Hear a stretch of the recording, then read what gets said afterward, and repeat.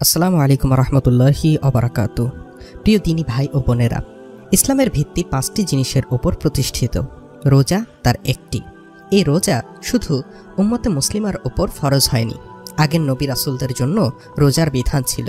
কুরআনের নির্দেশনায় তা প্রমাণিত। কিন্তু দুনিয়ার প্রথম কে রোজা রেখেছিলেন বা এর সংখ্যা কত ছিল, এর সব কিছু নিয়েই থাকছে আমাদের আজকের আলোচনা। এই ভিডিওটি না টেনে সম্পূর্ণ দেখার অনুরোধ রইল। চলুন তাহলে মূল আলোচনা শুরু করা যাক। মহান রব্বুল আলামিন আল্লাহ তাআলা আমাদের ওপর রমজানের রোজা ফরজ করেছেন। রোজা শুধু আমাদের ওপর ফরজ করেছেন তা কিন্তু নয়, বরং আমাদের পূর্ববর্তী সবার ওপরই রোজার বিধান ছিল। আল্লাহ তাআলা আমাদের আদি পিতা হযরত আদম আলাইহিস সালামের ওপর রোজার বিধান আরোপ করে মানব ইতিহাসের সর্বপ্রথম রোজার প্রচলন শুরু করেন এবং আমাদের পূর্ববর্তী সব নবী ও উম্মতের ওপরও রোজার বিধান আরোপ করা হয়েছিল। এ সম্পর্কে মহান আল্লাহ তাআলার পবিত্র কোরআনে ইরশাদ করেন, হে ঈমানদারগণ, তোমাদের ওপর রোজা ফরজ করা হয়েছে যেরূপ ফরজ করা হয়েছিল তোমাদের পূর্ববর্তীদের ওপর, যাতে তোমরা খোদাভীরু হতে পারো। সূরা বাকারা আয়াত 183। এই আয়াতের ব্যাখ্যায় আল্লামা আলুসি রহমতুল্লাহ আলাইহি নিজ তাফসীর গ্রন্থ রুহুল আমানিতে উল্লেখ করেছেন যে উপরোক্ত আয়াতে মিন কাবলিকুম দ্বারা হযরত আদম আলাইহিস সালাম থেকে শুরু করে হযরত ঈসা আলাইহিস সালাম পর্যন্ত সব নবী রাসূলের জামানা বোঝানো হয়েছে। কোরআন ও হাদিস গবেষণা করলে রোজার ইতিহাস সম্পর্কে যতদূর জানা যায়, মহান আল্লাহ তাআলা হযরত আদম আলাইহিস সালামকে জান্নাতে প্রেরণ করে একটি গাছের ফল খেতে নিষেধাজ্ঞা জারি করে বিশেষ এক ধরনের রোজা রাখার নির্দেশ প্রদান করলেন।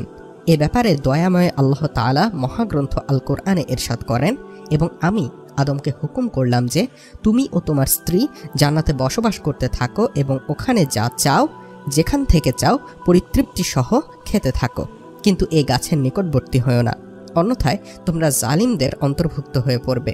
সূরা বাকারা আয়াত 35। মুফাসসিরে কেরাম বলেন, এটাই ছিল মানব ইতিহাসের প্রথম রোজা।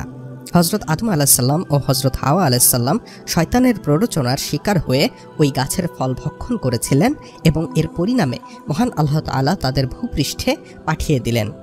অতঃপর তারা উক্ত ভুলের জন্য যার পরনায় অনুতপ্ত হন, তওবা ইস্তেগফার করেন এবং এর কাফফারা স্বরূপ ধারাবাহিক 40 বছর রোজা রেখেছিলেন।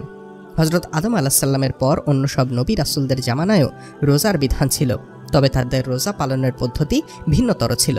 হযরত নূহ আলাইহিস সালামের ওপরও রোজা ফরজ ছিল।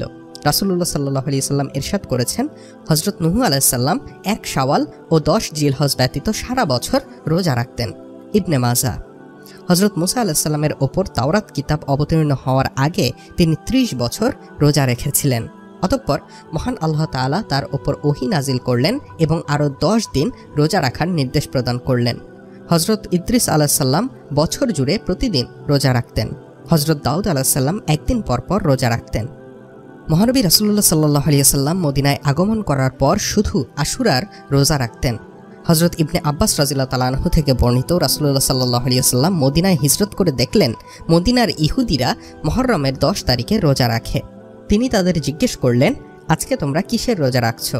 উত্তরে তারা বলল, আজ সেই দিন যেদিন মহান আল্লাহ তাআলা হযরত মুসা আলাইহিস সালাম ও তার কওমকে ফেরাউনের কবল থেকে মুক্ত করেছিলেন আর ফেরাউনকে সদল বলে নীল দরিয়ায় ডুবিয়ে মেরেছিলেন। ফলে শুকরিয়া স্বরূপ এদিন মুসা আলাইহিস সালাম রোজা রেখেছিলেন, তাই আমরাও এদিন রোজা রাখি। অতঃপর রাসূলুল্লাহ সাল্লাল্লাহু আলাইহি সাল্লাম বললেন, আমরা তোমাদের থেকে মুসা আলাইহিস সালামের অনুসরণের অধিক হকদার। এরপর তিনি আশুরার দিন রোজা রাখলেন এবং সাহাবায়ে কেরামদের রোজা রাখার নির্দেশ প্রদান করলেন। বুখারী, মুসলিম। দীর্ঘ এ আলোচনা থেকে বোধগম্য হয় যে সর্বপ্রথম রোজা রেখেছিলেন আমাদের আদি পিতা হযরত আদম আলাইহিস সালাম, কারণ তিনিই যে সৃষ্টির প্রথম মানুষ। আল্লাহ সুবহানাহু ওয়া তাআলা আমাদের পবিত্র রমজানের সবগুলো রোজা রাখার তৌফিক দান করুন, আমিন। ভিডিওটি ভালো লাগলে একটি লাইক দিন ও যত পারেন শেয়ার করুন। আমাদের চ্যানেলটি যদি এখনও সাবস্ক্রাইব করে না থাকেন তবে সাবস্ক্রাইব করে পাশে থাকা বেল বাটনটি আলতো করে চেপে রাখুন। আল্লাহ হাফেজ।